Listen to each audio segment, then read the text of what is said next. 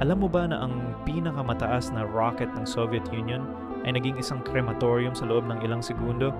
Oktubre 24, 1960, Baikonur Cosmodrome. Ang pinakamalakas na rocket ng USSR ay nakatayo sa launch pad, handang lumipad. Si Marshal Mitrofan Nedelin, ang pinuno ng Soviet Missile Forces, ay nakaupo sa upuan. Isa't kalahating daang talampakan lang ang layo niya sa rocket. Kasama niya ang mga pinakamatalinong rocket scientists ng bansa, mga top military officials, mga engineers na nag-design ng space program, tapos sumabog ang rocket. Isang pader ng apoy ang lumaman sa lahat. 500 metro ang nasunog.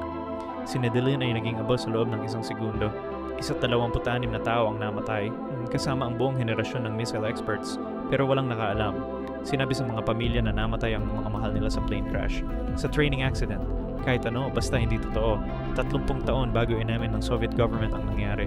Isang explosion na nag-setback sa space program ng USSR ng ilang taon. Pero ang mundo ay hindi man lang nakaalam na nangyari ito.